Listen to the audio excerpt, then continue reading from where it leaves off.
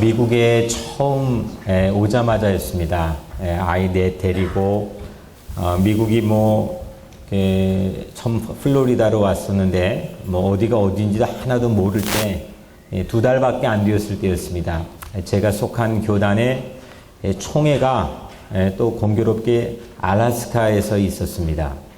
그래서 촌놈이 그래도 알래스카에 미국에 오자마자 갈 기회를 갖게 되었습니다. 가서 심포지엄도 하고 또 컨퍼런스도 하고 많은 배움을 갖고 또 관계도 맺었습니다. 그런데 시간이 흐른 다음에 제 마음에 정말 잊혀지지 않는 장관 하나가 있습니다.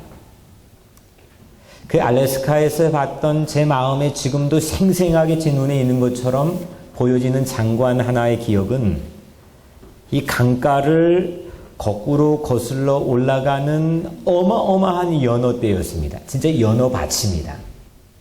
깊지도 않는 강바닥에 연어의 연어 위에 또 연어가 있고 또 연어가 있고 이들이 서로 사생결단하면서 올라가는 것처럼 온 강바닥에 가득 채워져 있는 그 광경은 귀향길에 다들 가는 꼭 우리나라 귀향길 가는 고속도로처럼 자기가 태어난 곳을 향해서 태평양 연안으로 갔다가 거기에서 자기가 태어난 고향을 향해서 가는 이 연어떼의 모습은 이민자의 삶을 살아온 저에게도 두고두고 더 새록새록 깊은 의미와 맛을 보게 하는 그런 장관이었습니다. 그런데 제가 그 광경을 보면서 한 가지 마음의 질문을 가졌습니다. 아니 바다는 내가 보면 다 똑같은 바다인데 그 엄청난 어린 시절 봄에 저 멀리 수천리 수만리 태평양 바다에 갔다가 이 연어가 무엇을 보길래 자기가 태어난 고향 그 고향으로 정확하게 도착할 수 있을까? 아무리 물어도 대답이 나오지 않습니다. 이거 왜 그럴까? 결국 정확한 답을 저희 연어에게 물어보지 않았으니까 찾지는 못했지만 제 스스로 시적 감각을 살려서 이 연어가 갔던 파도에 자기가 지나온 길을 그 파도에 묻어놓게 하지 않았을까 그런 생각을 해보았습니다. 언젠가 돌아가야 될 고향길을 연어는 파도 위에 새겨놓지 않았을까. 우리가 보면 다 똑같은 파도인데 내가 직접 맞아본 파도는 이거는 매우 생경하고 기억에 남는 파도이지 않겠습니까? 그런 의미에서 그런 생각도 해보았습니다. 여튼 길을 잊지 않고 이 고향으로 전부 다 이 연어떼들이 어떤 건 제 키만 하고 어떤 건 제 키 반절만한 이 어마어마한 이 연어떼들이 자기 고향을 향해서 돌아오는 그 장관은 정말 신비라고밖에 표현할 수가 없었습니다. 바다에 새겨놓은 그 연어만이 아는 그 고향길, 그 연어 인생의 가장 중요한 맵입니다. 가장 중요한 지도입니다. 그 길, 보진 않았지만 그 길가에는 아마 큰 고래가 입을 벌리면 다 물고기가 확 하고 들어와 버리는 그 위험천만한 찰나를 기가 막히게 비껴나가는 그 연어의 순간도 있었을 테고 어부의 덫을 무시무시한 덫을 빠져나오는 그런 기술도 아마 연어가 그 길에서 배웠을 겁니다. 바다에서 살아가는 이 모든 경험이 이 연어의 몸을 감싸주는 이 비늘에 내장되어 있지 않았을까 그런 생각도 해보았습니다. 이 오는 길은 이 거슬러 올라오는 길은 흐르는 물에 갔던 길보다 훨씬 더 험합니다. 어렵습니다. 고단합니다. 곰의 발톱에 핥힌 상처가 있는 연어도 봤고 또 낚시꾼의 바늘에 아가미가 잘려나간 그런 연어도 봤습니다. 그래도 개의치 않습니다. 그냥 거슬러 올라갑니다. 저마다 연어떼들은 신나게 자기가 태어난 고향의 그 물맛, 그 고향의 물맛을 기억하고 자기가 태어난 곳으로 거슬러 올라갔습니다.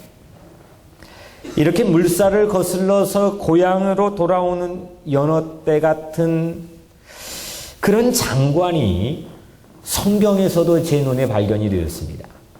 오늘 우리가 읽은 이 본문입니다. 한 아버지에게 두 아들이 있었어요. 근데 이 두 번째 아들이 아버지에게 무슨 심보인지 나에게 유산을 달라 해서 그 유산을 미리 받아가지고 아주 먼 나라로 떠나버렸습니다.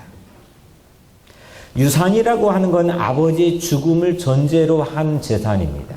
아버지가 죽었거나 아니면 아버지 임종 직전에 받을 수 있거나 이야기할 수 있는 게 유산입니다. 근데 그 소중한 것을 그 먼 나라로 여행을 떠난 둘째 아들이 다 잃어버렸습니다. 전부 다 탕진해버렸습니다. 아무것도 남지 않았습니다. 돌고 돌아 어떤 인생의 역경과 어떤 인생의 과정이 있었는지 우린 짐작할 수는 없지만 결국에 이 결과는 이 둘째 아들이 이 유산을 하나도 남기지 않고 다 잃어버렸습니다. 마침 그때 심한 기근이 들었습니다. 이 아들은 아주 구차한 형편에 처하게 되었는데 일감을 얻어서 일하는 장소가 돼지 막사에서의 돼지를 치는 일입니다. 하루는 너무너무 배가 고파서 돼지가 먹는 구정물통에 음식이 없나 본능적으로 자기가 찾아봤습니다. 근데 그것도 자기에게 주는 사람이 없었더라. 오늘 본문에 이렇게 구차한 형편에 이 아들이 놓이게 되었습니다. 바로 근데 그 순간입니다. 제가 오늘 주목하고자 하는 건 바로 그 순간에 정신이 번쩍 들었습니다. 이 사람의 이 아들의 인생을 송두리째 바꿔놓는 생각 하나를 길어 올렸습니다. 이 아들의 독백입니다. 아버지 밑에서 일하는 일꾼들도 내 아버지 집에서 일하는 일꾼들도 하루에 세 끼 식탁에 앉아 밥을 먹는데 나는 여기서 굶어 죽는구나. 아버지께로 돌아가야겠다. 나 아버지께로 돌아가야겠다. 이 기막힌 생각 하나를 길어 올렸습니다. 이 아들이 일생에 가장 소중한 생각을 하는 순간입니다. 아버지께로 가야겠다. 그동안 단 한 번도 그 소중한 유산을 받아가지고도 아버지 생각한 적 없고 집 생각한 적 없던 이 아들이 그 돼지막사에서 그 구정물통에서 찾는 음식도 주는 사람이 없는 비참한 처지에서 가장 소중한 생각을 떠올렸습니다. 나 아버지에게 돌아가야겠다. 늘 넓은 생각만 했던 아들, 늘 세상 바라보고 뭐 꿈을 가졌겠죠. 비전을 가졌겠죠. 세상 많은 것들을 소유하고 싶은 이 욕심도 가졌었겠죠. 이 아들이 처음 생각을 했습니다. 집에 돌아가야겠다. 이 생각 하나가 이 아들의 방향을 바꿔줍니다. 이 집 생각 하나가 이 아들의 앞으로 주어진 시간에 어마어마한 성경에 가장 많은 명화를 담아놓은 본문이 바로 이 아들이 그 다음 마주치는 감동적인 스토리인데 이 생각 하나가 자기 인생에 그런 감동적인 스토리를 준비하게 해줍니다. 그 생각이 나 집에 돌아가야겠다. 나 아버지로 가야겠다. 제 마음에 품었던 질문, 연어가 그 돌아오는 길을 어떻게 알았을까? 그것이 신기했던 것처럼 이 아들은 돌아오는 길을 잊지 않았습니다. 돌아오는 길을 알았습니다. 수천리 수만리 멀리 여행을 떠나서 돌고 돌아 자기 모든 가진 것들을 다 탕진해버렸지만 이 아들은 아버지에게 가는 길을 잊지 않았습니다. 연어가 돌아갈 길을 파도에 새겨두었다라고 제가 생각했던 것처럼 아들은 집 떠나 돌아온 세상 풍파에 그때 맞았던 털떡하고 맞았던 파도에 엄청난 파도에 자기의 집으로 돌아가는 귀한 길을 새겨두었습니다. 만약에 돈이 떨어지지 않았다면, 만약에 어떤 순간에 유혹에 넘어가지 않고 그냥 살았다면, 만약에 내가 돈을 투자했는데 거기서 2배의 수확을 얻었다면, 자기를 사기치는 사람을 그 장소에서 만나지 않았다면, 자기 몸을 괴롭히는 질병이 없었다면, 불황으로 배고픔에 시달리는 경험을 하지 않았다면, 이 아들은 집 생각을 하지 않았을 겁니다. 그리고 집으로 돌아오는 길을 잃어버렸을지도 모릅니다. 연어가 망망대해서 고래잎도 비껴가고 어부의 덫도 빠져나오는 그 순간, 몸을 감싸주는 자기 연어의 비늘에는 이렇게 집으로 돌아가야 된다고 하는 칩이 숨겨져 있는 겁니다. 마치 이처럼 아들은 먼 나라에서 고생했던 그 순간 때문에 집으로 돌아오게 되었습니다. 돼지 막사에서 먹을 것조차 없었던 비참한 신세 때문에 하나님 아버지를 찾게 되었습니다. 아들은 품꾼이라도 될 요량으로 일어났습니다. 생각만 한 게 아니라 일어났습니다. 그리고 아버지가 기다리고 있는 집으로 발걸음을 옮기기 시작합니다. 이야기 백미는 그 다음부터 펼쳐집니다. 아들이 멀리 집을 잘 찾아서 옵니다. 보통 사람들은 아까 파도도 다 그냥 똑같은 파도로 보이는 것처럼 보통 사람은 그냥 아무것도 보이지 않을 정도로 거리가 멀리 떨어져 있습니다. 근데 이 아버지가 문 밖에 나와서 이 아들을 기다리던 이 아버지가, 아들 생각밖에 없던 이 아버지가 멀리 오는 아들을 한눈에 알아봅니다. 아버지가 뛰어갑니다. 그리고 이 아들을 허그하고 이 아들에게 입을 맞춥니다. 아버지에게 이 아들은 그 돼지 막사의 쥐염 열매를 먹고 있는 순간에도 아들이었습니다. 그리고 집에 있던 그때도 아들이었습니다. 아버지의 마음이 아들에게 집 생각으로 인도하게 한 겁니다. 세상 편견에 지쳤을 때도, 세상이 나를 색깔을 낀 색안경을 끼고 바라보는 편견에 지쳐 있을 때에도, 유혹에 넘어갔을 때에도, 빈 털터리가 되고 죄책감이 내 마음에 무너져 있을 때에도 대문 밖에 나와서 나를 기다리는 그 아버지 생각 하나를 길어 올리는 것이 자기 내비게이션이 되었습니다. 그 마음이, 그 아버지의 마음과 사랑이 지친 이 아들의 발걸음을 인도해주는 맵이 되었습니다.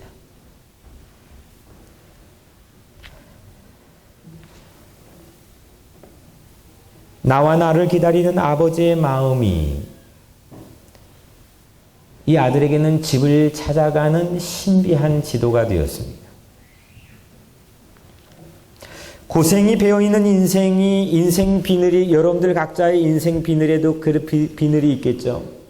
세상 파도에 부딪히고, 가정의 불화에 부딪히고, 자녀 문제 때문에 부딪히고, 나의 죄책감 때문에 무너지는 내 인생의 비늘이 있겠죠. 그 고생한 순간에, 그 무너진 순간에 아버지 집으로 돌아가야겠다. 하나님을 찾게 되고 하나님을 만나게 되는 생각을 길어 올리는 것이 바로 그 고생한 자리라고 한다면 어떻게 이걸 거슬러 올라갈 거냐. 이 멀리 떨어져 버린 이 거리를 내가 아버지 집으로 어떻게 다시 찾아갈 거냐. 나를 늘 기다려 주시고 나를 늘 생각해 주시고 내 생각밖에 하지 않으시는 그 하나님 아버지의 놀라운 사랑의 마음이 오늘 이 자리까지 인도하신 여러분들이 하나님께 주신 영적인 신비한 지도인 걸 믿으시길 바랍니다. 어떻게 여기를 찾아오셨습니까? 뭐 우리 교회 모태신앙 때부터 아주 오랜 기간 동안 이 교회를 출석하시는 분들도 오늘 어떻게 여러분들 이 자리에 홈커밍 했습니까? 오늘 이 자리에 처음 오신 많은 분들도 어떻게 이 자리까지 오셨습니까? 인생의 굽이굽이를 돌아 연어가 봄에 나가서 태평양 바다에 험한 물고기, 험한 파도에 부딪히면서 매우 위험한 순간과 찰나를 지나쳤던 그런 연어처럼 세상 굽이굽이 돌아다니면서 이곳까지 오시는데 여러분들은 어떠한 과정을 거치셨습니까? 세상의 모든 사람들은 내 마음에 있는 걸 보지 못하지만 나는 나를 알잖아요. 평안을 누리지 못하는 내 마음의 흔적들을 내가 알잖아요. 채워도 채워지지 않는, 기쁨이 채워지지 않는 내 마음의 목마름과 갈증은 내가 알잖아요. 육신이 지쳐서 질병에 시달리는 나의 아픔을 여러분들이 아시잖아요. 그 순간에 아버지께로 돌아가야겠다. 집 가까이 있다. 오늘 그 생각 하나를 길어 올려서 오늘 이 예배를 통해 여러분들의 삶이 바뀌어지게 되기를 주 이름으로 간절히 축원합니다. 어떻게 연어가 이제 거슬러서 그 거센 물결 나게 태어난 그곳으로 갈 거냐. 한 가지 방법밖에 없습니다. 저도 모르겠습니다. 저 10년 후에 어떻게 될지 저도 모르겠습니다. 뭐가 펼쳐질지, 이 교회 앞날이 무엇일지 솔직히 저도 모르겠습니다. 하지만 한 가지 압니다. 하나님께서는 하나님이 사랑하는 자녀들이 결코 망하게 인도하지 않는다는 사실을 저는 압니다. 오늘 하나님에게 부름받고 하나님이 지금도 여러분들을 기다리면서 오매불망 여러분들을 찾고 계시는지 그 마음이 여러분들을 인도하는 새로운 신비한 지도가 되기를 주 여러분으로 축복합니다. 무슨 지도 보고 가십니까? 무슨 내비게이션을 보고 이곳까지 오셨습니까? 사랑하는 성도 여러분, 하나님의 놀라우신 사랑하심, 여러분들의 험한 세상 속에서 인생을 이끌게 되기를 주 이름으로 축복합니다. 아들이 말합니다. 아빠, 제가 잘못했습니다. 아버지, 제가 잘못했습니다. 나는 아버지의 아들이라고 불릴 자격조차 없습니다. 나를 품꾼으로 봐주세요. 근데 이렇게 잘못했다는 아들의 말을 아버지가 듣지 않습니다. 아빠가 귀를 닫았습니다.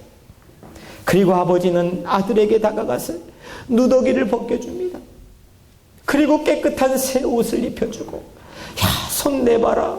손가락에 그 집안을 표시하는 가락지를 끼워줍니다. 신발을 신겨줬습니다. 최고로 좋은 사료를 가져다가 키운 송아지를 잡아다가 최고의 살찐 송아지 요리를 해주었습니다. 잔치가 벌어졌습니다. 동네 사람들을 불러 모았습니다. 이 아버지가 너무너무 기분이 좋았습니다. 아들이 죽은 줄 알았는데, 오늘 마지막 아버지의 대사는 이렇습니다. 내 아들이 죽은 줄 알았는데 이렇게 살아 돌아왔습니다. 내 아들이 잃어버린 줄 알았는데 이렇게 찾게 되었습니다.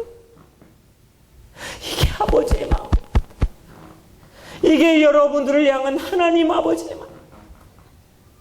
이것 때문에 마을이 잔치가 벌어졌습니다. 오늘은 추수감사절입니다. 홈커밍 하는 날입니다. 집에 돌아오는 날에 감사의 잔치가 벌어졌다. 이게 바로 하나님의 뜻입니다. 감사하는데 뭘 감사할 겁니까? 올 한 해 동안 뭐 이것도 저것도 다 감사해야 되겠지만 때론 내가 거짓으로 살았던 순간도 우리는 감사할 때가 있습니다. 그거는 아주 주변적인 감사입니다. 내가 감사를 먼저 하기 위해서는 집으로 돌아와야 됩니다. 아버지의 품에 안겨야 되고 하나님의 사랑을 맛봐야 됩니다. 하나님의 사랑을 맛보고 집으로 돌아와 아버지 품에 안겨 있으면 감사가 터져 나오는 거 아니겠습니까? 그래서 홈커밍 해야 추수감사가 이루어지는 겁니다. 오늘 이 복된 날, 이 주일에 오신 여러분들, 여러분들 모든 각자의 심령과 영혼과 가정이 홈커밍하기를 주의 이름으로 축복합니다. 그래서 하나님께 감사하세요. 내가 집에 돌아왔습니다.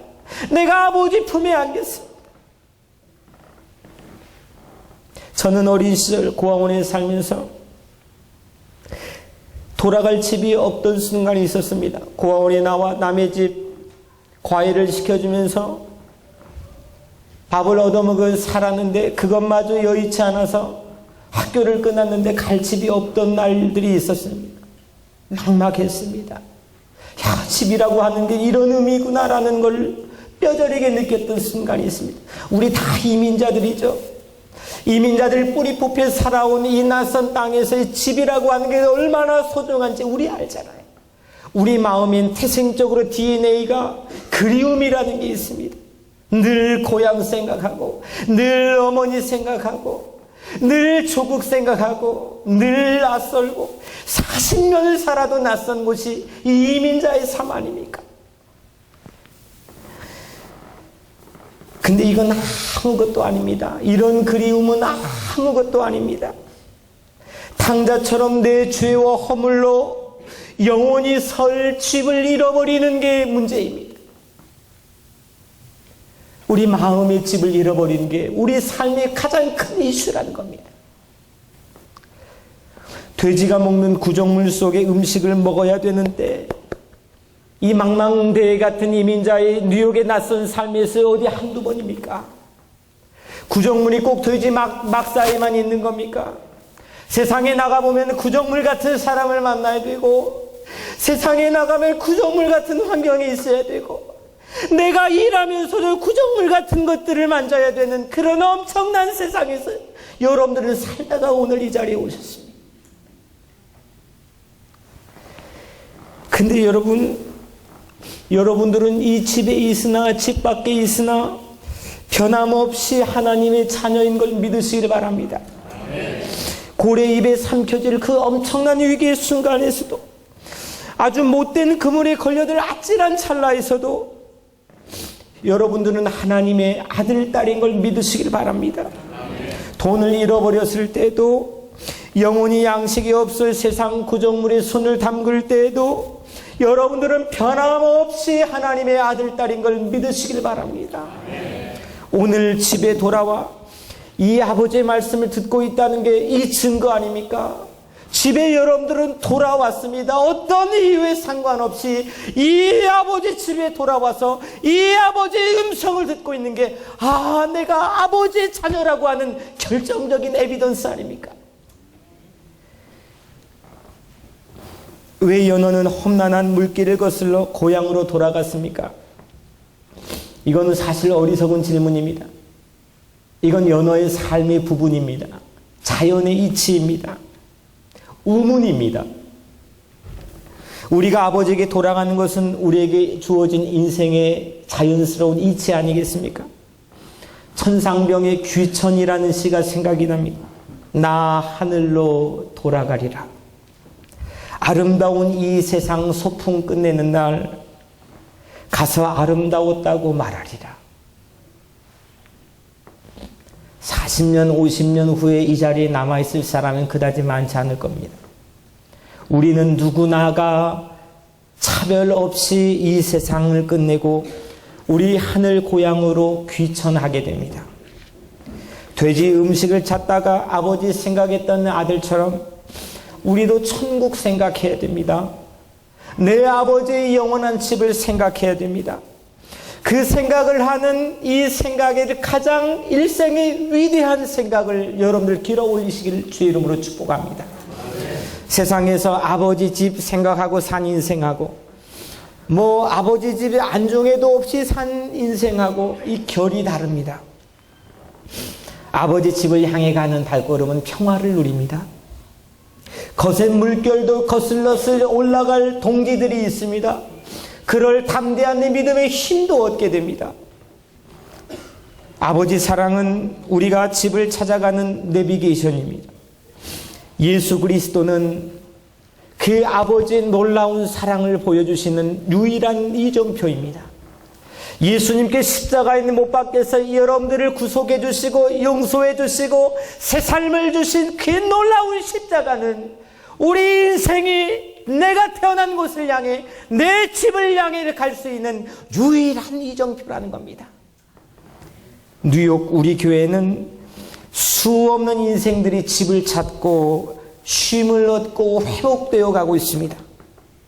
가정 문제로 좌표를 잃었던, 갈 바를 알지 못했던 한 자매의 간증을 듣지 않았습니까? 그분도 우리 교회에서 만난 예수 그리스도 때문에 가정이 회복되었습니다. 결혼도 실패하고, 물론 본인의 실수는 아니지만은 옥살이도 하고, 국경 넘은 이민 온 이 형제의 간증도 여러분들 듣지 않았습니까? 그분도 뉴욕 우리 교회에서 만난 예수 그리스도로 이제 거센 물살을 거슬러 올라갈 수 있는 새로운 힘을 얻게 되었습니다. 사랑하는 성도 여러분, 낙심하신 분, 죄책감에 괴로운 분, 병으로 고생하는 수없는 분들이 뉴욕 우리 교회에서 영혼의 쉼을 얻고 있습니다. 곰발톱에 핥힌 상처가 있어도 괜찮습니다. 낚시꾼의 바늘에 보이지 않는 영혼이, 내 영혼이 뜯겨 나가서도 괜찮습니다. 누더기 옷을 걸쳐 입어서도 괜찮습니다. 예수님은 누구를 막론하고 모든 이들을 기다리고 계십니다. 예수님이 말씀했습니다. 수고하고 무거운 짐진 자들아 다 내게로 오라. 내가 너희를 쉬게 하리라. 우리를 치유해 줄 아버지 사랑이 여러분들을 기다리고 있습니다. 집에 돌아와 아버지의 환영을 받으며 잔치를 벌이는 것이 오늘 우리 모두가 홈커밍에서 추수감사하는 의미 아니겠습니까? 여러분, 저는 오늘 이 찬양을 여러분들과 함께 부르기를 원합니다. 이게 좀 가능할지는 모르겠어요.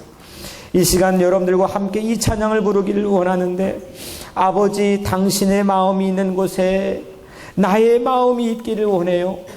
아버지는 우리가 돌아오기를 원합니다.